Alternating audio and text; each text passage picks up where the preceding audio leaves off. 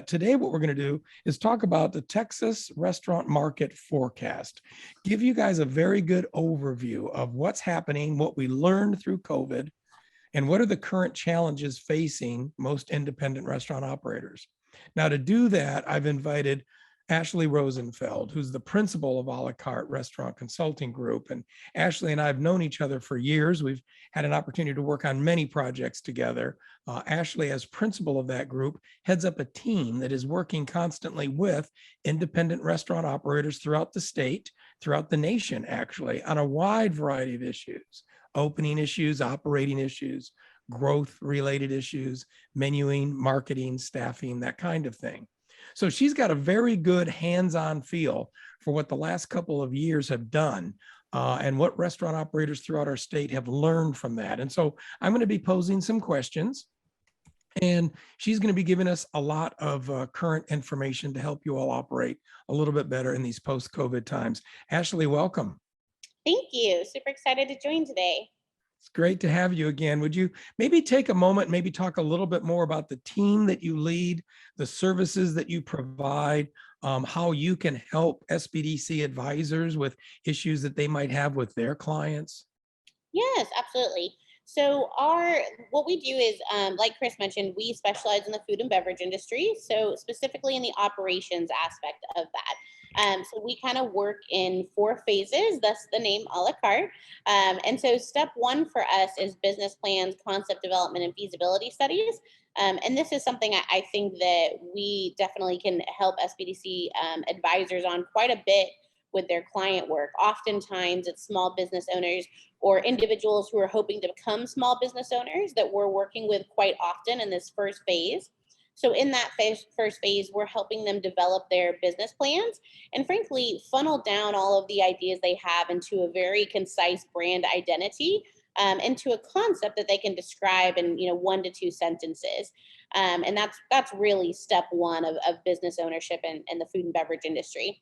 And a lot of what we do in that first phase is also financial based. So we do capital budgets and annual revenue projections, turnover extensions, so that they have a really current understanding of what their total costs are prior to opening a restaurant, and then what realistic expectations for both the revenue and the associated expenses, and then thus the EBITDA would be moving forward. So we do a lot of financial planning with clients, whether that's before they open a business or once they're already open and operating, going through existing and historical financials.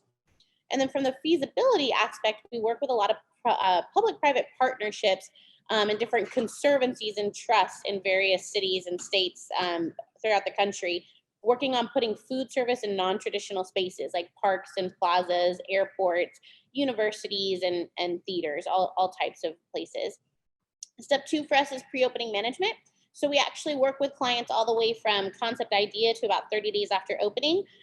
We get heavily involved now in helping them getting funded, whether that's through an SBA loan or doing a PPM, a private placement memorandum to bring on investors, or going through like a crowdsource funding opportunity, equipment lease to own options. But we're very heavily involved at this time in helping clients fund their projects. We also work with hospitality-focused brokers on the site selection process. And then we're capable of developing the entire food and beverage program. So like Chris mentioned, we have a team here in-house. One of our members is our culinary director who oversees the culinary aspects of what we do. A lot of people going into the restaurant industry have a dream and a vision, but they don't necessarily cook themselves. So that's where we come in and we bring that vision to life. We also have a mixology team here in-house that handles all of the beverage program, everything from wine and beer selection to development of specialty cocktails that are unique just to that client. And then we introduce them to every vendor along the way necessary. So architects, designers, contractors, all the way down to who cleans out the grease trap. We have gotten very involved in the last couple of years with project management and construction management of the overall opening timeline. So we're with clients from 9 to 15 months throughout this process. And we're really managing the project both on a budget and a timeline, as well as overseeing construction for them. And then step 3 for us is operations assessments and assistance. So again, I think this is somewhere that we could be of great assistance to SBDC advisors and their clients, is if restaurants have a point of pain and they're not doing as well as they'd like to be. whether revenue is not where they want it to be or EBITDA is not where they want it to be, we can come in and do a full front to back door assessment. We kind of have mini assessments that we'll do over a weekend, for example, or we'll work with a client on a longer term basis, anywhere from 3 to 8 months, to go through historical financials and to work with the team to make the concept cash flow positive. And then step 4 for us is growth strategies. So we work with clients when they're ready to grow, whether that's organic through company owned measures or through franchising. We'll develop the operations manual that's referenced in the FDD, as well as we do a lot of succession planning. So working with whether that's passing it on to another family member or passing it on to a director of operations, frankly, working on the growth and then just the planning for the future. So that's kind of a high level Yeah. overview of what we do, but it's anything and everything to do with operations in the food and beverage business. So you can see why having her hands been so involved in all aspects over the last few years of Texas-based restaurants, why I thought it would be really, really good to have her join us to talk about current issues. She's been kind of involved in every aspect of restaurants all over the state. So let's get started and share with our listeners now, from your viewpoint, the obvious thing, COVID. It came, the last couple of years have been topsy-turvy, smacked a lot of operators upside the head, forced many people into operating differently. So how do you see COVID's impact now that it's lessening, now that people are back to work? Maybe we could start with COVID's impact on the consumer, how the buying habits have changed and how you see restaurants adjusting to that. Yeah, absolutely. So I'll kind of give you an overview of just how COVID, I'm going to say in the end, hoping we're at the end, but how it really overall impacted the economy and then how that trickles down specifically to the food and beverage industry. So as of the beginning of the year, the national economy was still down 3.6 million jobs, which I'm sure everybody is very familiar with, but we're going to kind of hone in on that a little bit later when we talk about most likely about the labor shortage in the market. Population growth is down to its lowest rate since 1900. It's at 0.1% growth. Interestingly enough, Texas is actually the #1 state that is still growing in population and at the highest rate of speed for the entire country. I know we've seen a lot of talk about everybody from the West Coast moving in, and it turns out it is true. We are still at an exponential growth rate compared to pretty much, well, literally every other state. US air travel is still below pre-pandemic levels. This is something that's interesting for a lot of our restaurants that are tourism based. So even though it feels like when we're going to the airports that, wow, it just seems like it's busier than ever before, it turns out that it's more of just a perception because it's felt so calm, right, over the last 2 years when we've traveled. So I think any type of, a lot of people, right, and the terminals makes it feel busy, but the reality is we are still down compared to pre-pandemic levels. And again, this is really impacting those fine casual and above, right? So fine dining restaurants, downtown restaurants, areas that really thrive off of tourism are still having quite a bit of trouble due to the lack of tourism that's flying. Something that's positive for the industry is as of December of 21, 51% of adults are not eating out as much as they'd like to still. So there's still a pretty significant amount of pent up demand for dining out in the restaurant scene. So that's really positive. And it's great to see that because we're hoping we'll still see revenue numbers continue to climb. Restaurant sales numbers in April 2020 to July 2021 were on the rebound. There was only one dip when we had the second coming. I'm not sure I can't remember the Omicron. We had Omicron. There was a slight dip there, but other than that 1 month, we were on a pretty steady incline in overall sales from April 2020 to July 2021. Unfortunately, right after July, we pretty much leveled off, and we have stayed pretty level around the 73 billion mark for the entire country. And although 73 billion sounds very exciting, we were an $80 billion market prior to COVID. So really hoping to see that continue to rise since we've been kind of stagnant over the last 6 months now. And then in 2021, and again, we're going to get into some of this. This is a little bit more focused on the restaurateur than it is on the consumer, but it is obviously driven by the consumer. So 8.6% higher than prior year for growth in average hourly earnings. Again, we're going to talk about that, how that has really impacted restaurants' overall profitability, but it's coming from frankly, just a demand in the marketplace of what they can Okay. require and pay. Wow. Yeah. So that is a little bit positive from a forecast point of view, everyone, that we are turning around, but there's a long way to go. There is pent up demand. So some of the restaurants that are looking for maybe a continued wave of customers coming back, it looks like there's a good possibility of that. But they may not be coming back in the same way or ordering in the same manner. And maybe, Ashley, you could elaborate a little bit on how COVID has changed consumers' buying habits and how restaurants need to pay attention to that as they plan to move forward. Yeah, absolutely. So, as everybody knows, that when COVID first hit throughout the country, and especially in as well as in Texas, restaurants were forced to close their doors. Many of which then opened on a takeout basis only. And for restaurants that were above above casual dining, for many, it was something that they didn't do prior to COVID. They didn't work with third-party delivery companies. They didn't even allow to go, for example, in most fine dining restaurants. But that had to change on a dime, right? If they wanted any type of revenue to be coming in, they had to be flexible enough to bring on those third party delivery services and to offer to go. So, what we've seen is just, this was something that was already on the rise, off premise dining, but COVID just accelerated that, times 100. And so, where a restaurant might have been doing 5 to 10% in off premise dining, now they're doing 30 to 40%. And what's amazing is for the most part, those numbers have stayed.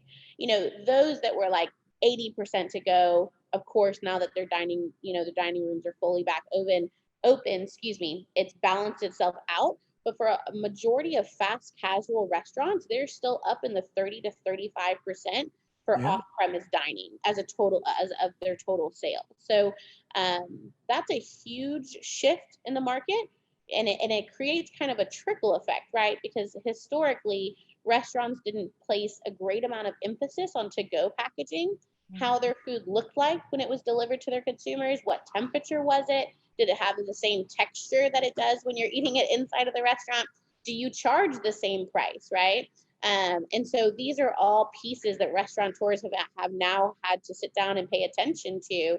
Does my food travel well? If not, how can I change that? Because the general population is judging restaurateurs, on the quality of their dining experience, whether they're having that dining experience sitting inside or whether they've chosen to have the food delivered to them.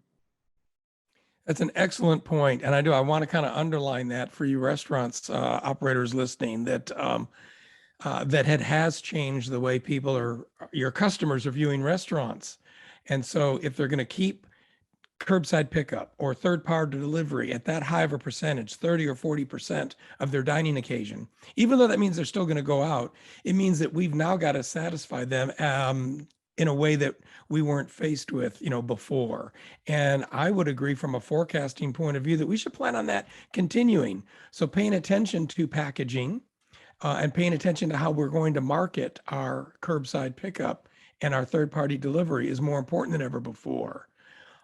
Ashley, what are you seeing with regards to, say, marketing and building off of takeout and some of your clients with the way they manage curbside? Are there any trends or helpful hints that you might pass on that people could learn from?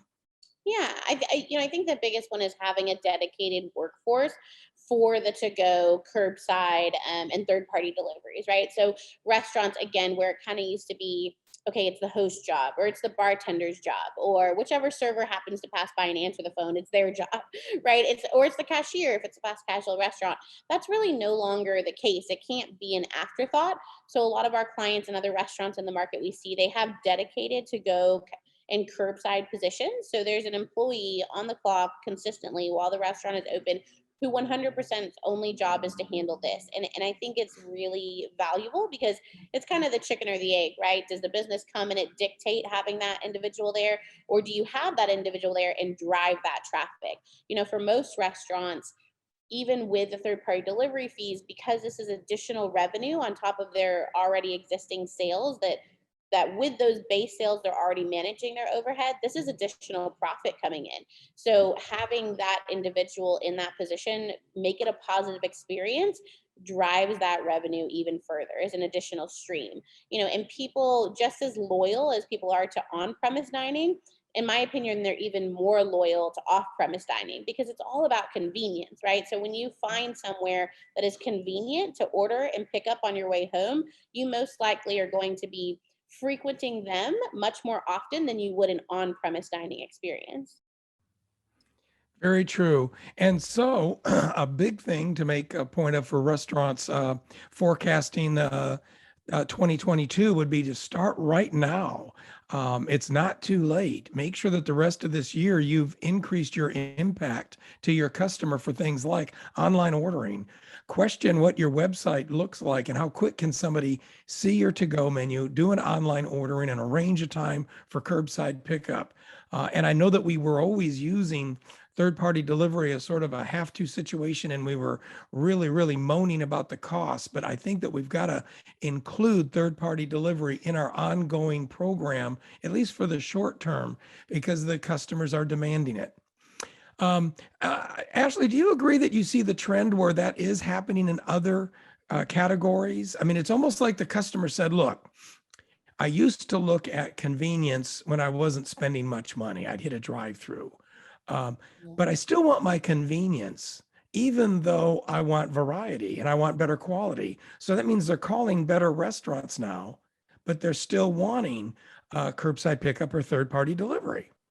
Oh, absolutely. I mean, we have fine dining clients who have a very large to go program. And again, these same clients did not even offer to go prior to COVID, but it was their Right. only lifeline for staying in business. So, and I think it also, just when you think about the population and what part of the population has that higher disposable income to be able to spend on dining outside the home, it's the same age range of the population that didn't feel comfortable coming back out to restaurants, some of which still don't feel comfortable being in overly crowded spaces, right?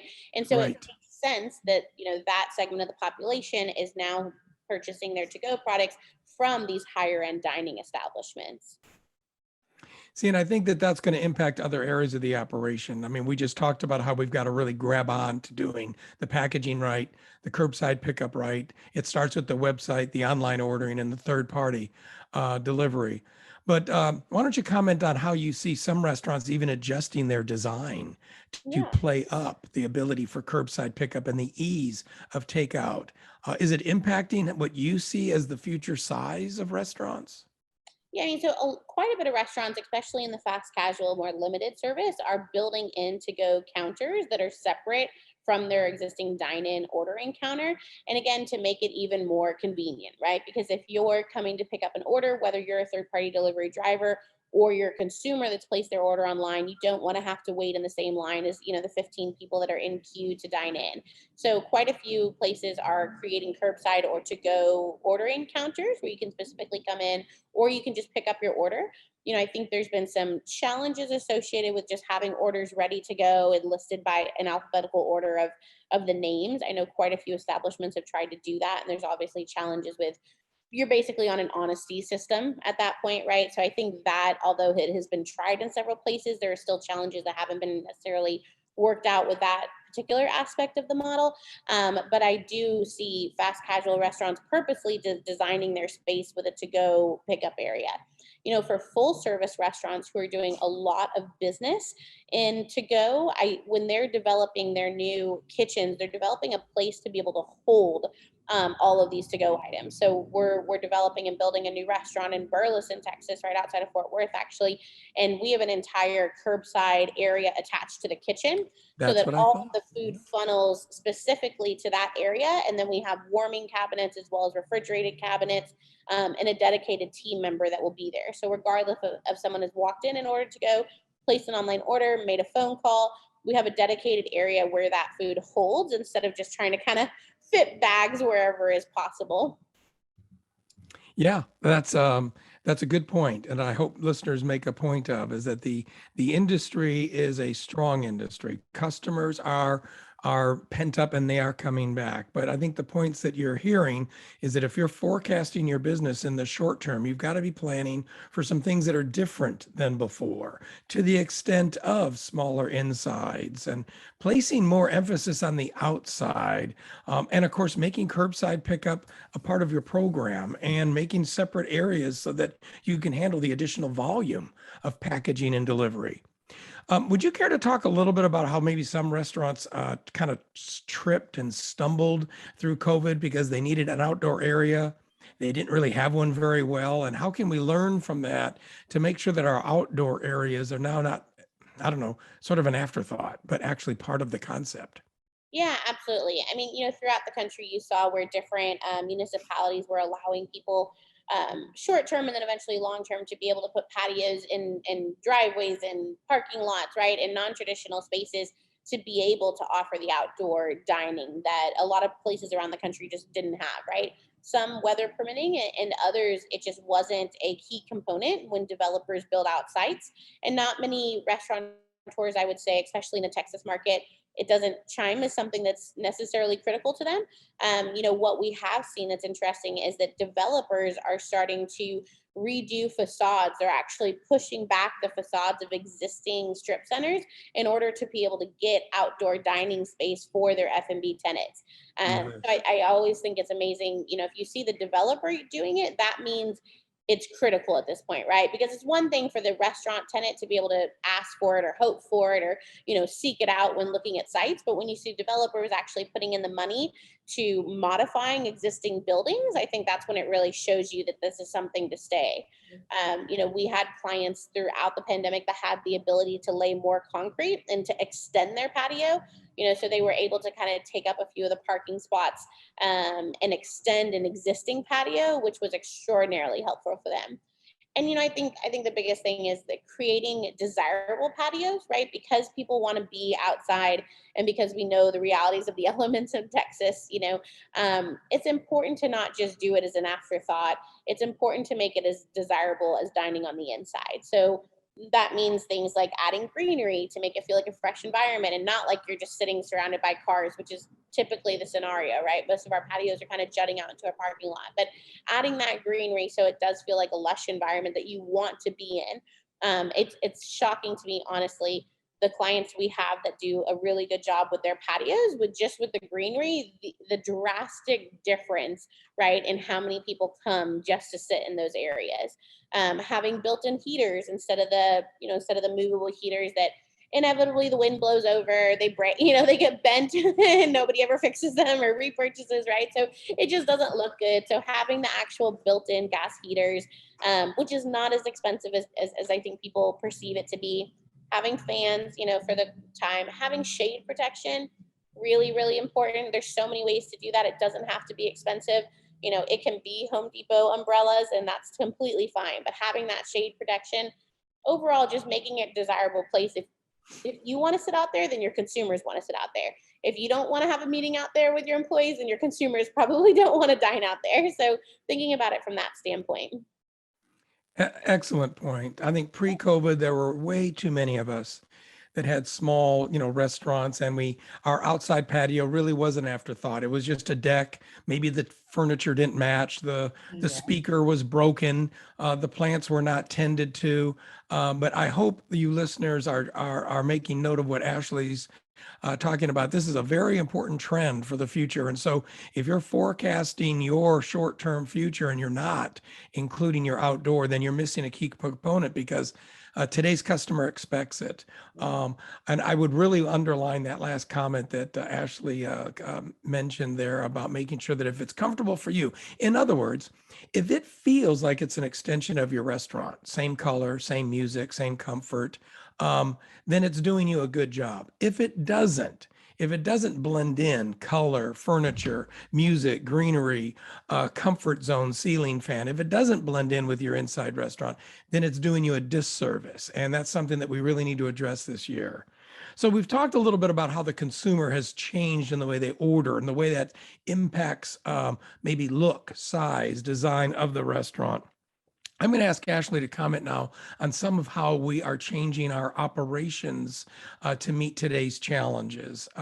So let's do that. Ashley, if you wouldn't mind, let's talk about COVID's impact on restaurant operations. We've had to live through a really battle with supply and inconsistent deliveries, and it's played havoc on menus. And as that's settling down, what I'm finding though is that the costs are just stupidly cost rising. So maybe we could talk a little bit about what you're seeing and how restaurants ought to try to work with supply chain and their increase in product cost. Yeah, absolutely. So I think one of the most noticeable changes, and when I say noticeable, noticeable to consumers, is the amount of restaurants that streamline their menus throughout the COVID experience. So even up till recently, most people have maintained those streamlined menus. And a big portion of the reason why is because that labor shortage hasn't been resolved, right? And that was really the initial trigger of why restaurants started to limit their menus, is they needed to be able to do more with less employees, right? Because at first it was because we had furloughed employees and we weren't comfortable bringing back too many yet until we were confident that revenue and business was going to be back. And then that quickly evolved into, okay, now business is back and we're happy to bring people on, but there's no one to bring back on, right? And so that was the number one most noticeable change, I would say. And so overall, when you look at the market, 34% of fast casual restaurants still have fewer menu items than they did pre-COVID. About 47% of family dining, 53% of casual dining, and 63% of fine dining restaurants still to this day have fewer menu items than they do pre-COVID. And I think, the most interesting thing to me was just how much fewer. I mean, there were quite a few restaurants that I went to, and even as an avid, diner out, I was just shocked to see that some of them were reduced by like 50% of what that menu used to be. And I think what's even more amazing is this is one change that had to be made that I haven't heard a lot of negative pushback on from consumers. I think there's been the obvious pushback about, well, there wasn't enough staff to get to my table in time, and the food took longer than I wanted it to, right? And those types of items, but I haven't heard any consumer pushback just in the market about the limited menus. It's interesting because I know, Chris and I have always talked about this for years of what does variety really mean, and how many different menu items does an individual really need to see to feel that there's good variety and good selection choices for them. And again, this is kind of a trend that were seeing pre-COVID. Whereas the average menu used to have somewhere between 50 and 60 items, that had already come down to about 40. Well, now we're seeing menus in the 18 to 24 menu item range, and that's considered a full service restaurant menu, right? Whereas prior to that, that was 100% only a limited service menu. So I think that's the absolute most notable change as far as how restaurants are operating. The other big change, of course, is menu prices. I think what has been difficult for restaurants is that in 2020, grocery store prices were up 3.5% and our menu prices were up 3.4. So we were basically still pacing, with the grocery store, but unfortunately we've kind of eclipsed that at this point. In 2021, grocery was only up 3.5 and we were up 4.5%. And that's hard to compete with, right? And unfortunately, even though we were up 4.5% in our menu prices, overall, the producer price index, so basically our wholesale prices of the food that we buy, was up 7.4%.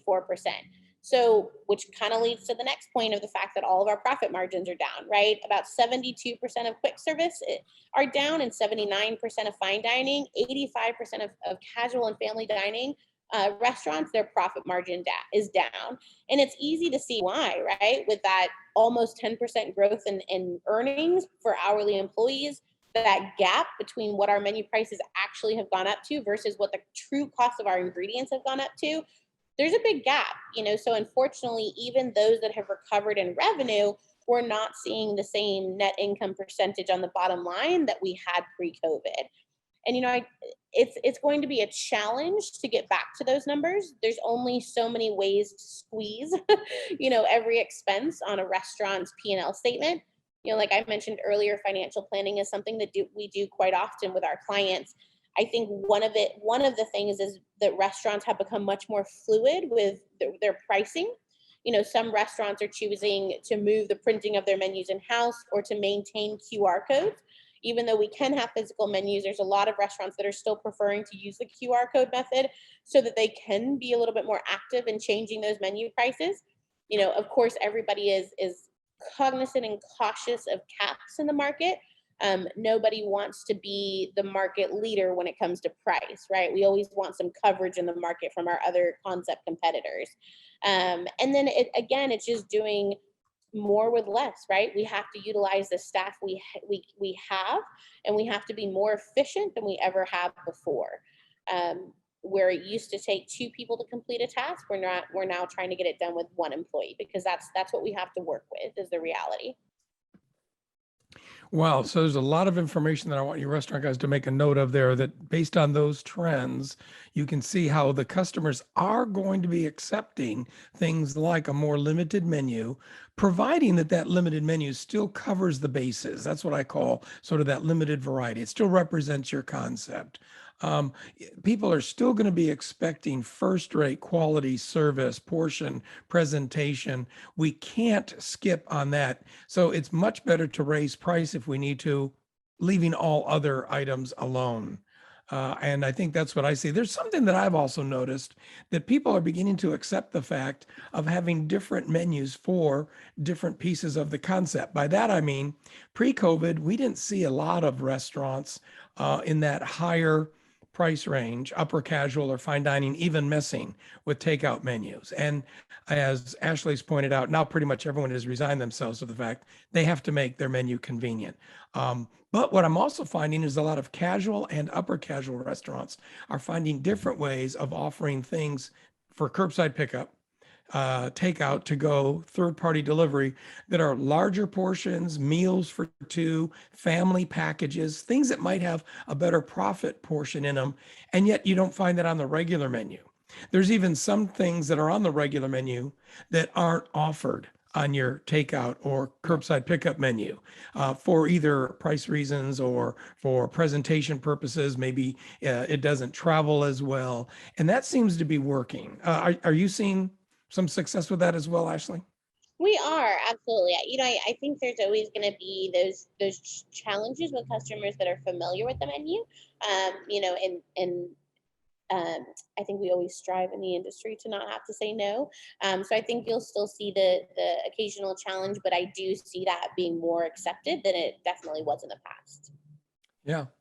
Yeah. And so, so we're mindful of that. And then the other practice that I'm noticing is that a lot of people are reviewing their menu more often.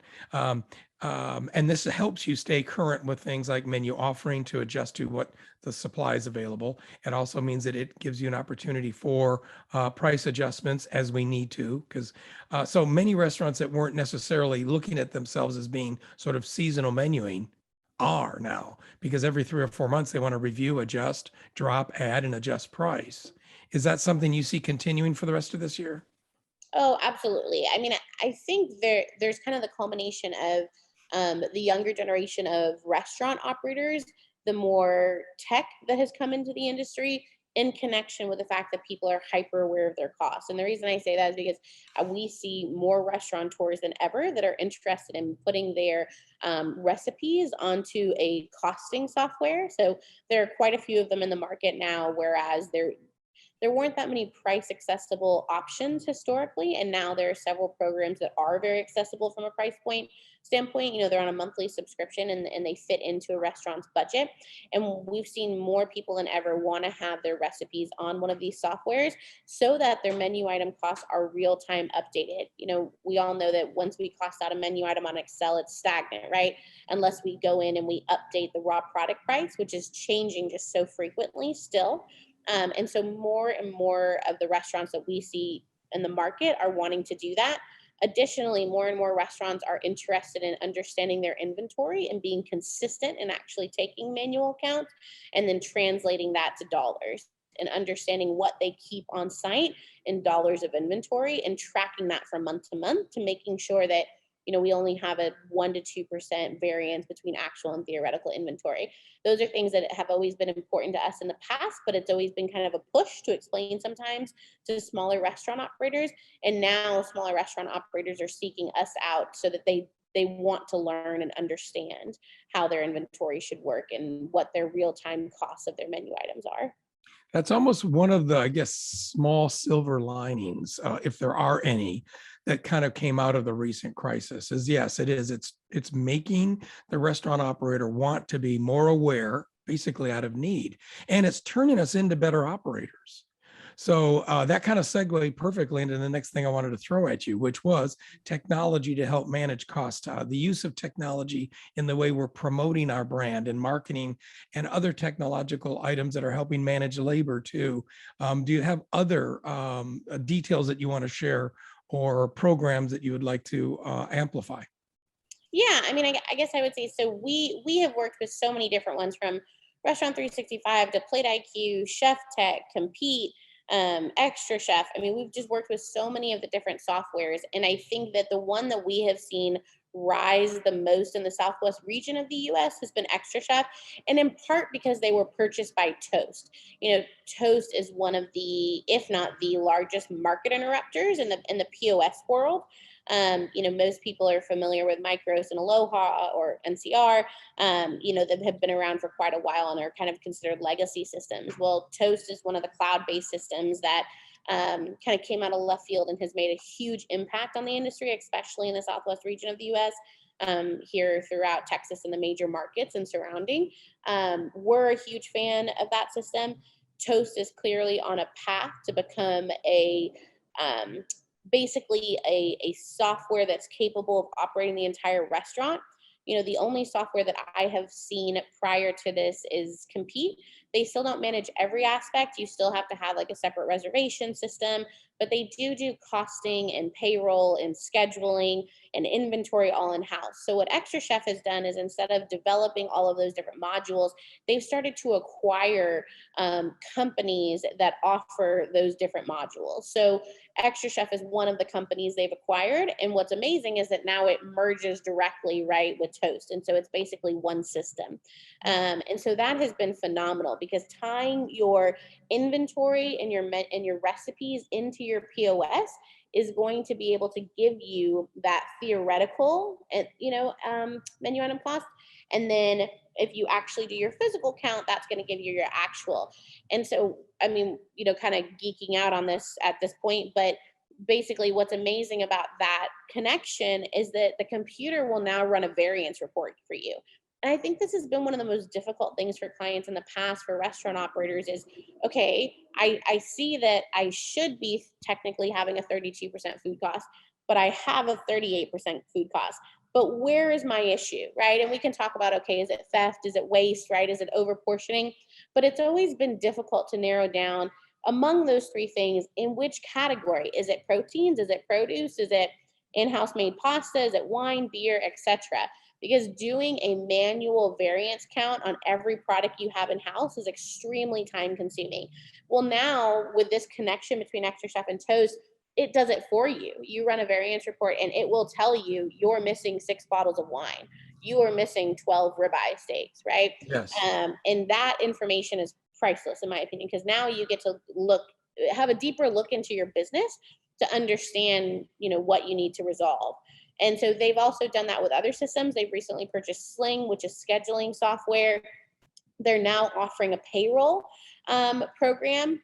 Another pretty phenomenal point, in my opinion, is that they are the first POS that I'm aware of that can do tip pooling on the POS. So in the past, POS systems offered where you could put in a percentage of sales that went towards the tip pool, but it would not divvy out the tip pool to each individual busser, hostess, bartender, bar back based on the hours they worked. So that was always a separate spreadsheet that had to be done. So, I mean, there's just so many manual things that managers were having to do at the close of shifts that now the computers do automatically for you. So now it automatically sees that, barback A worked 6 hours and barback B worked 8 hours. So this gentleman gets 60% and this person gets 80%, or whatever the case may be, right? Yes. So I think it's just made our jobs more efficient. and it Right. allows managers to have the time to focus on operations instead of this back end admin work. That's excellent. Excellent. Thank you for all of that. That's very true. We have operational challenges that we need to forecast. Thank heavens, though, that it's been met with a good increase in technological support. And you hit all the buttons that I think today's restaurant operators should be putting as part of their short-term plan. The good news is with this type of technology, it's available now. And as I've always seen over the years with technology, as things develop, they find ways of becoming faster. They offer more, and also the systems become less cumbersome and less expensive. So this is a welcoming part of every restaurant's forecast is the use of technology to better manage their product, their labor, and help them help their managers run the business better. Let's switch gears now and spend a couple minutes on forecasting how you see the post-COVID startup.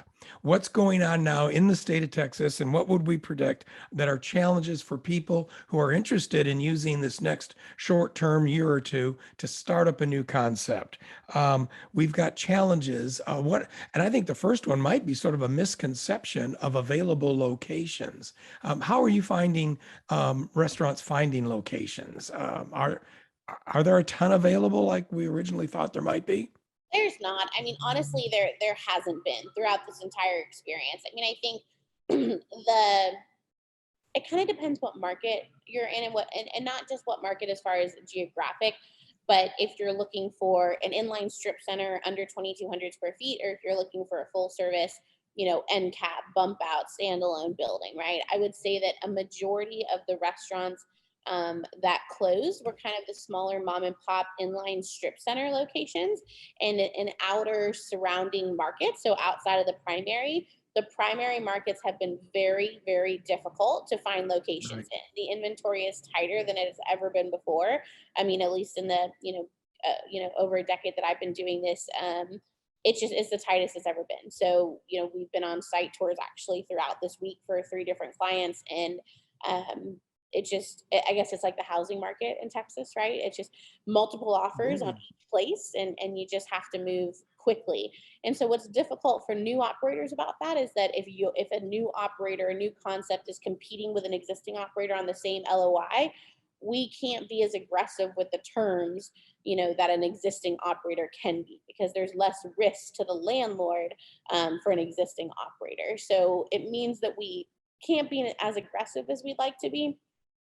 The good news is that developers and landlords, I think, have become very aware of the real-time construction costs.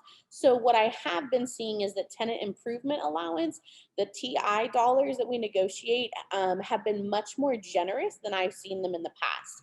I mean, more than double what we used to see the TI as. So I think that's wonderful to see that the landlords are just aware of that, because that has been, I would say, the number one most challenging piece of opening a restaurant kind of during and post COVID is just this insane inflation of construction costs. So yeah, so there's the good news and the bad news. And I think that it's very important for those of you who are listening that are picking this time to start up to realize that if you had heard, and a lot of times we had, that during COVID, there were going to be a tremendous amount of local and statewide restaurant closures. So at least that would lead to a glut of really good locations to pick. You can check that off the list because that really never happened.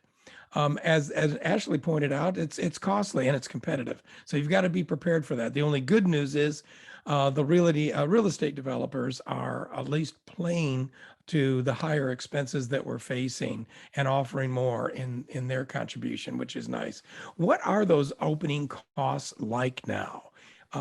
You've been doing restaurant openings for years. You've been estimating people's opening budgets. So you've seen some of the good times and the bad times, but maybe you could give us a little outline of if someone was going to do a small limited menu counter service concept.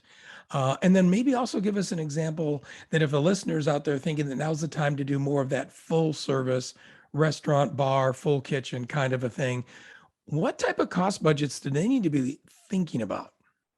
Yeah, I mean, for a limited service fast casual with a fairly basic build out, we're looking at between $200 and $240 a square foot in just construction.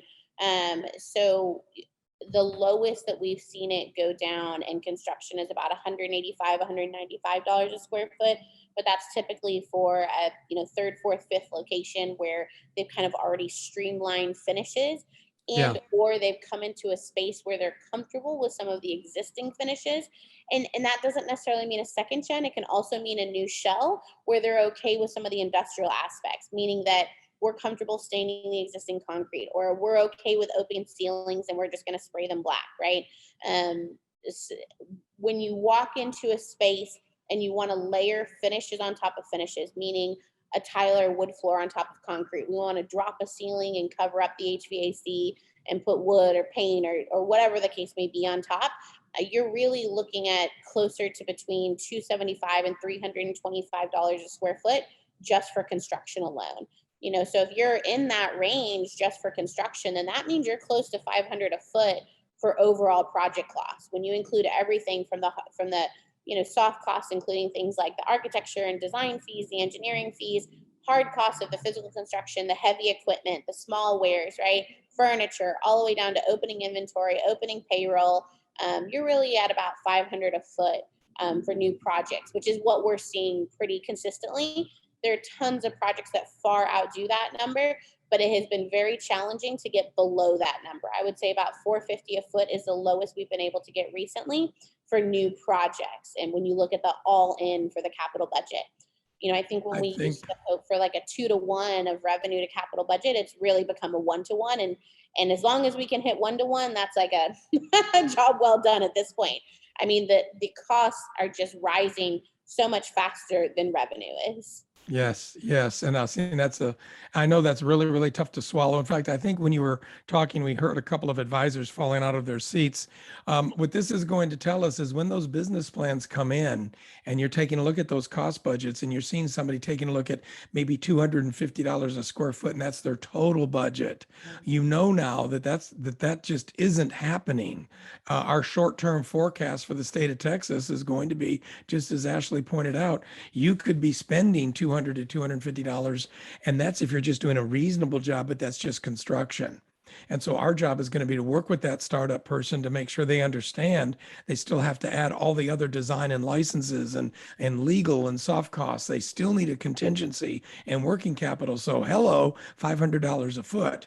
And hopefully things can lessen out and costs can maybe become a little bit more fair, but it may not for a while. So this is our short-term reality. What concepts do you see working? Given where we're at with everything you've talked about so far today, from the post-COVID customer changes to the challenges in the way we operate, and of course, short-term opening costs high.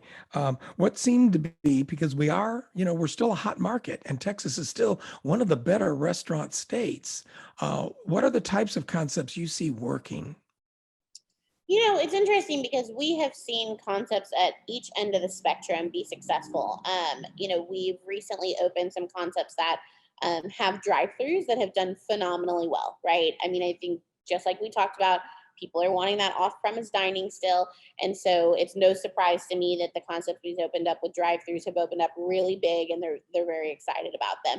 But at the same token, we have upscale, kind of what I would call modern day fine dining, right? Because we don't really have the white tablecloth situation as much anymore. So fine dining is really a little bit more dictated by price. But we have clients in that range that are, leaders in the market right now as far as revenue per square foot.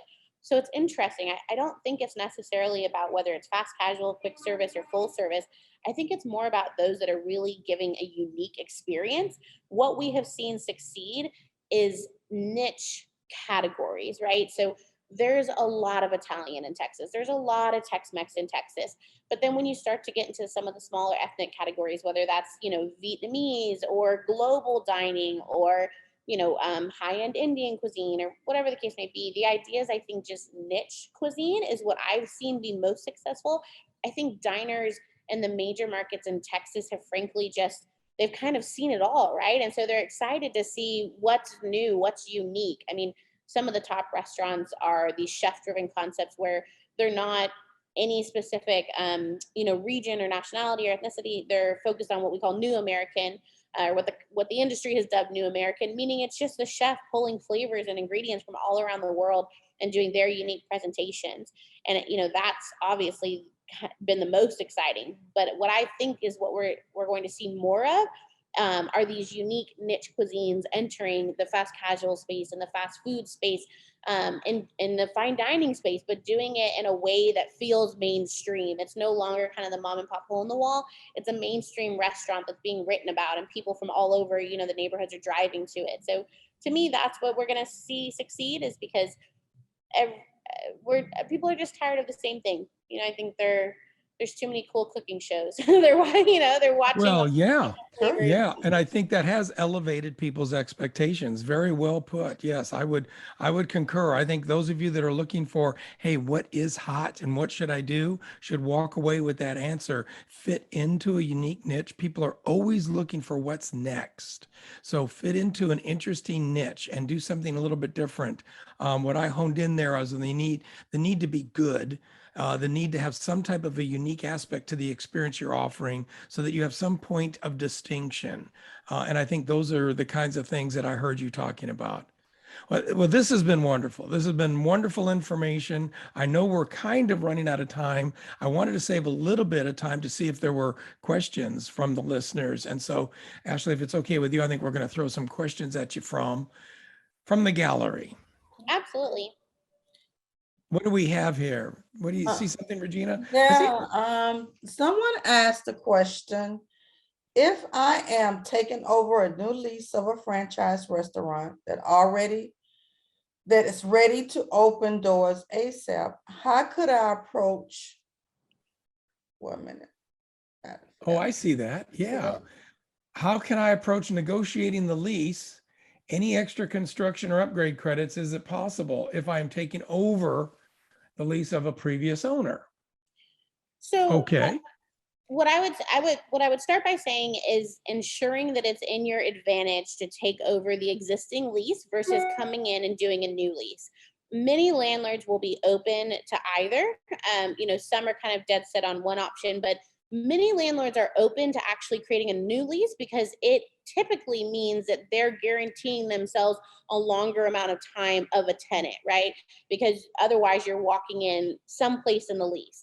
And if you're going to be walking in to the existing lease, I think the number one most important thing is to ensure that there are options on the lease, right? There's enough time left. Now that time left might be in the primary term, or it might be primary term plus options. And if they are in the option periods, ensuring that those options are transferable to the sublease, right? Because sometimes when you take over an existing lease, those option periods no longer become available to the new subtenant. So that's, I think, the most critical, is not walking into a lease where there's only 2 years left on the primary and you no longer have the right of first refusal for the option. When you walk into an existing lease, I would say that it's very rare to get TI, because most likely that landlord is still amortizing the TI that they gave the first tenant. However, if you negotiate a new lease, you're more likely to be able to negotiate a tenant improvement allowance to do things like construction or upgrade. It's also going to depend heavily on the strip center, like the center that you're going into, if it's an older building or a newer building. If it's an older building, the landlord might be less interested in putting money in to upgrade the facility, whereas newer buildings, the landlords are a little bit more in tune to the fact that they don't want a tenant to come in and just open with the exact same look and feel, because they know that hinders the potential success of the new tenant, which thereby hinders the potential success and revenue for the landlord. So it's not unheard of, but to do it in the middle of a lease, but it's harder to get TI. It's easier to get TI when a new lease is done. And as far as how you would approach negotiating it, I would just recommend that you have a broker representing you. Sometimes I've worked with clients in the past that have been kind of gun shy of brokers, but one of the most important things to realize is the broker is actually paid by the landlord. So it's not a fee that you're incurring, and they are representing you and only you on your behalf. So that's the best way to negotiate with a potential landlord, because if you're presented by a broker, it makes it become a much more impressive, I guess I would say, right? The landlords look at it as a stronger opportunity. Right. Right. Those are good points. And Johnny, I see in your question that you're taking over what you said is a new lease of a franchise restaurant that's ready to open. So that means I'm assuming that if it's a franchise restaurant, you're going to be operating that franchise. So you'll have a franchisor that you're going to be needing to work with to provide, hopefully, the franchise support to you as their new franchisee.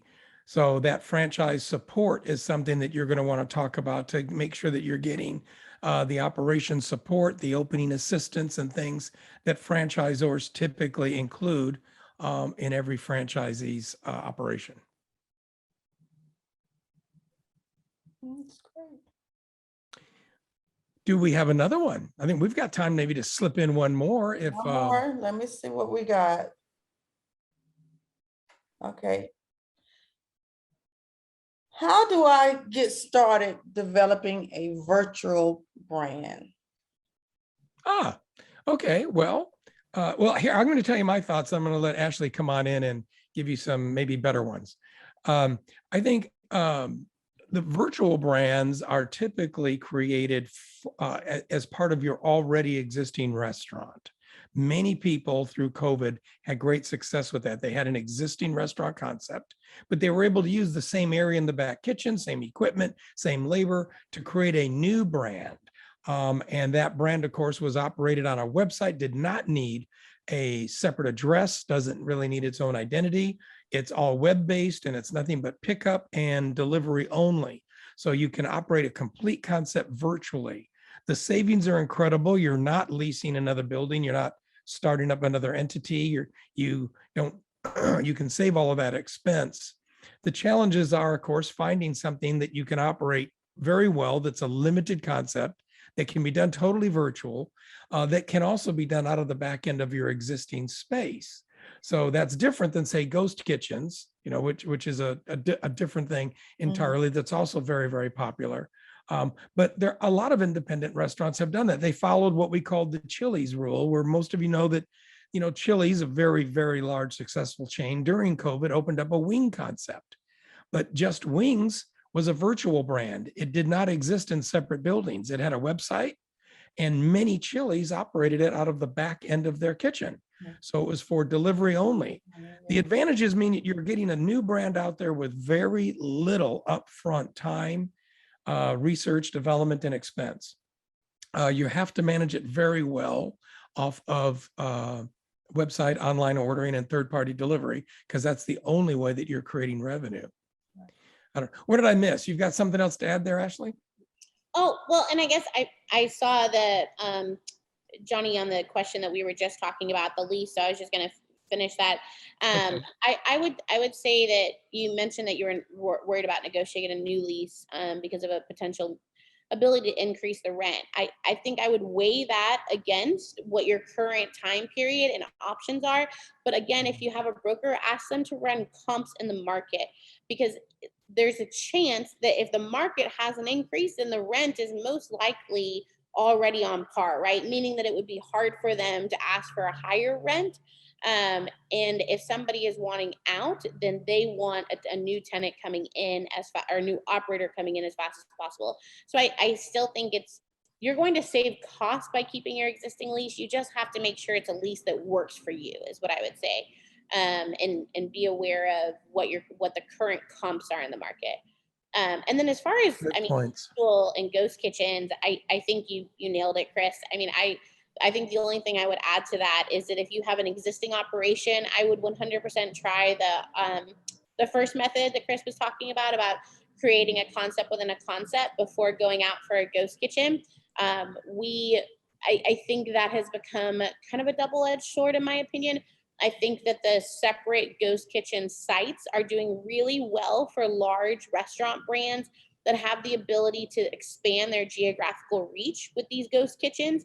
But I think for independents that are wanting to create a new brand, going into a separate, 230 square foot kitchen that can end up being like $4,000 a month in rent alone is really, really hard to do.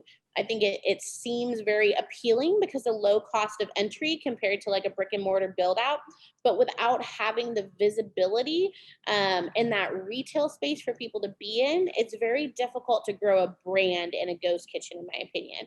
I think Yeah. that by creating a concept within a concept, you're adding $1,000 a week in revenue is positive, right?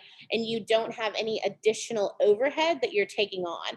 But if you go into a ghost kitchen space and you're taking on an additional rent, what you have to make on just online sales is pretty high. And so I think some people have been a little surprised about, what they have to do in revenue, right? Suddenly what felt like, okay, this is something easy to do has now become, we're struggling to hit 60 orders a day. And unless we hit 60 orders a day, we're not going to make, cover our overhead. So my personal recommendation is I think the concept within the concept for independent operators is the best like first step into that world. Great. Good information. And before we sign off, we want to send one more shout out to Johnny. He added something about taking the opportunity to do additional host island barbecue events that would be broadening of the menu, maybe even partnering with alcohol partners to do performances away from Waco and Austin. And Johnny, I would say that may not, but it could interfere as far as a non-compete agreement with your franchise agreement. So be careful. That's something that you want to check with your franchise agreement to see if you are limited at all in other things that you can do. Sometimes there are geographic limitations. Sometimes there are limitations on how it can use anything having to do with that Hawaiian barbecue brand. So you may need to check with that first before you assume that you can just take a part of that menu, modify it, add to it, go to Austin and do events. Be careful. Well, listen, everyone, thank you so much for joining. Ashley, so much for giving us the time and your insight. All of these answers are right on target and really, really important for anyone who's trying to do short-term planning. So Restaurant Reality Series is off to a great start. Thank you for the Texas Restaurant Forecast. We hope to see all of you as we delve into other categories next month. Be sure to join us then. Regina, thanks. Thank you all, and y'all have a wonderful rest of your day. Bye-bye. Thank you. Bye. Thank you.